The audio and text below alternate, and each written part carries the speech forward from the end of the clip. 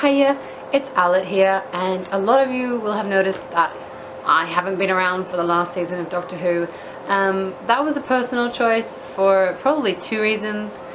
One was that I was just really dissatisfied with the last season, and a lot of you were starting to get like disappointed in how negative I was being, and I was getting disappointed in how negative I was being because I just couldn't find enough good to like in it. And so, you know, it kind of sucks that you spend an hour a week knowing that you're going to be frustrated with a fandom that you really used to love. As you can see, there's a lot of love here. There's a lot of love. But it just wasn't for me anymore, so I've taken a break from Doctor Who, and actually it's been really nice to not be frustrated with the show for a whole year. So that's been good. I hope you've all been enjoying Doctor Who. Please let me know if you think I've made a terrible mistake and should have been watching this season. Maybe I'll go back and watch it.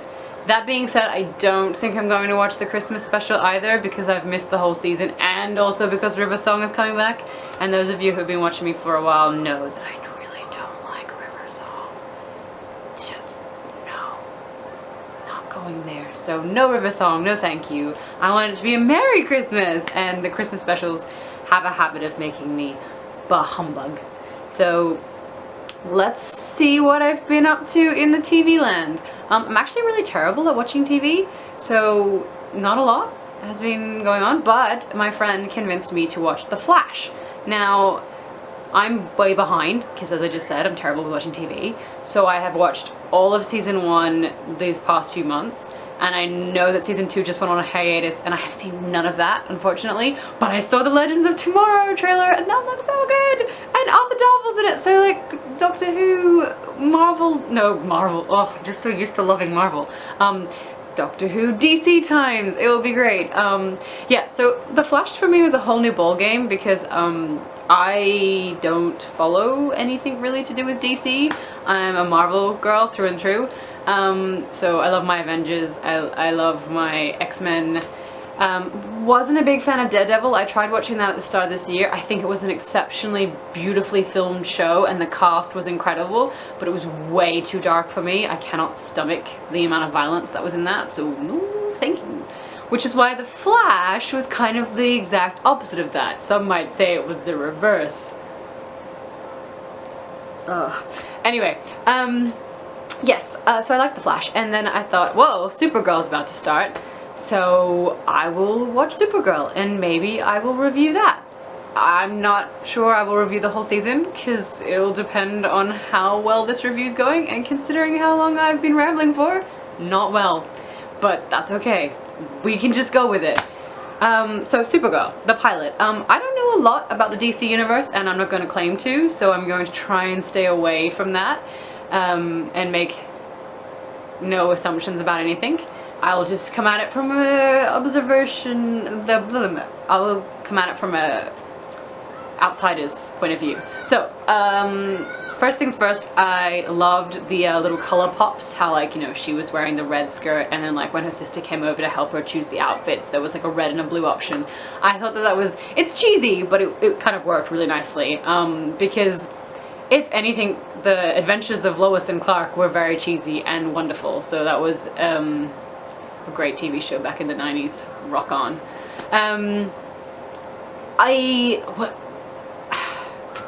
I need to look at my notes, because I'm not even gonna pretend I know what I'm going. Okay, I really loved her awkward interactions. Like, I think what's interesting about what I've noticed so far from just watching Daredevil and then The Flash is that Marvel movies are quite lighthearted. Like Thor has some great laughter in it, but then like Daredevil is really gritty. And then like the DC films like Batman and Man of Steel were very gritty, but like The Flash was really lighthearted and like I laughed so much, and it was just quite funny. Like the ridiculous super villain names are in themselves bon joke worthy. It's just like what? But that was so great about like Supergirl straight from the start, is that she is so awkward, and I mean her social interactions with Jimmy were, his name's Jimmy, right? Yes, Jimmy Page.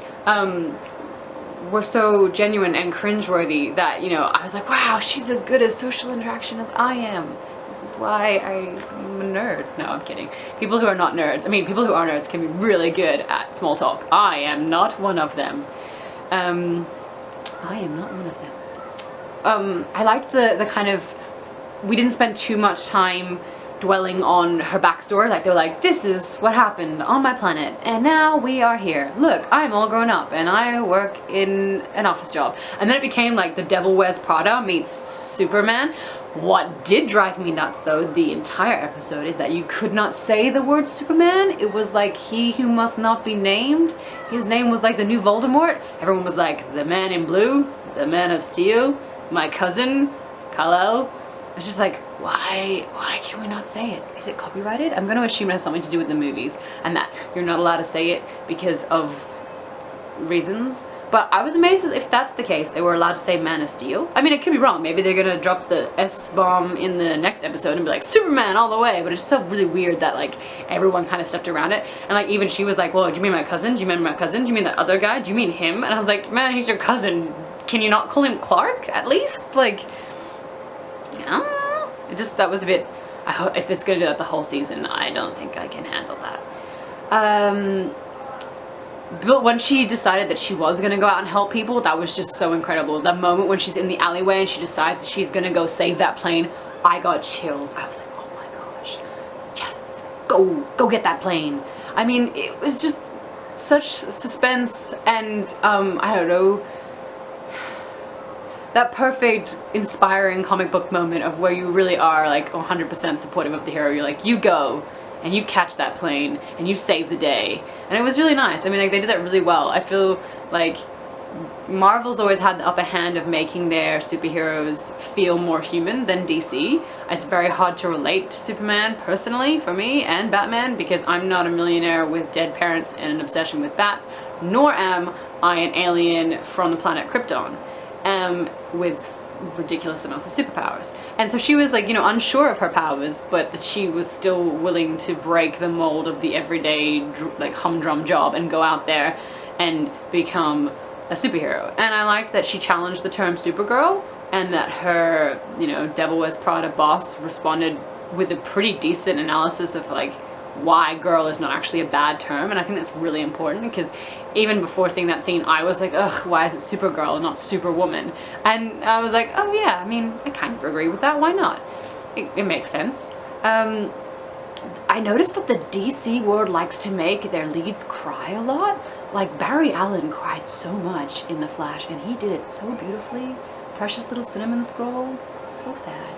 Meanwhile, Kara is just like, sadness, and she's got all that history with her sister, and then there's, like, tension because she's like a full-on Men in Black agent. Like, whoa, where'd that come from? I'm an alien hunter. Do her parents know that she's an alien hunter?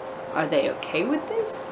Does she keep it hush-hush? Does she lie about where she works? Does she use little flashy things so that no one knows that she's, like, working for an alien force? I want these things answered. I also want Men in Black to be somehow featured in this, because that's an amazing film franchise. But that's an entirely other story. The truck scene with the main bad guy, whose name I'm not even going to pretend I remembered, because I don't even have it in my notes, was really cool. Like, how, you know, just the action scene just came out of nowhere, and it was really high production, and I loved the explosion. She's just walking away from it like a total bamf, and there's bombs going up, well, not bomb, there's explosions going off behind her, and it was just like that music video, I think it's from SNL, where it's like, bad guys don't look at explosions. I mean, cool guys don't look at explosions. Well, Kara was one cool girl at that point. She was just like next level. And even when she's walking through those bullets, like, it was hilarious, but, you know, she wasn't even sure she was bulletproof, but she's just flinging them off.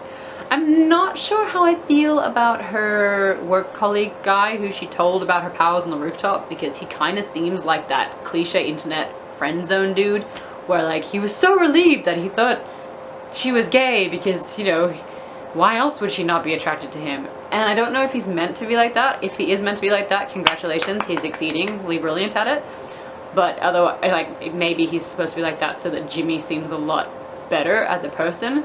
But man, I would not have picked him to tell my superpowers, because he just seemed like a bit of a douche nozzle. But, you know, looks can be deceiving. He did make all those costumes for her, I think, and he loves aliens, so we'll give him a chance. It could just, it's pilots, it's early days, everyone's finding their feet. I mean, the first 10 episodes of Community were everyone trying to work out who they were, and that turned out to be an amazing show, so I am willing to give Supergirl the chance, and her buddy, whose name I also don't remember because I'm terrible and I only learned Kara's and Jimmy's. I promise that if I do another episode, I will remember the names of people. I'm not crossing my fingers, so I do promise. I'll try and make a note. I also liked that at the end when she did beat the bad guy and he took the piece of the axe and he stabbed himself in the chest. She had that twinge of horror watching that happen, and that's really important because it makes her even more human, and not in the fact that I didn't think that an alien would be dehumanized to violence, desensitized to violence, but just means that just because she's taking this role doesn't mean she doesn't care about the loss of a life, or that like her actions don't have consequences. And I think that that is a really good message to send in a superhero show where it's too easy to just be like, bam, bam, whatever, I'm here for justice. Justice is my way or the highway. Boom. And like Daredevil did that a lot. I mean, Matt had some reflecting and church confessions, but for the most part it just seemed like there was a whole lot of bodies attached to his name. So yeah, I don't even know if that was a pretty in-depth, I think that was very superficial of me as far as reviews for Supergirl goes, and I'm sorry if it was, but maybe this is a thing I can do. Who knows? We'll see where the channel goes in 2016, but there'll be a new episode on this weekend, so hopefully I have more time to get that posted sooner, because this has been actually a few days, so I'm better when it's fresher, if that makes sense. Anyway, that's it from the girl in gray, and I will see y'all later. Toodles!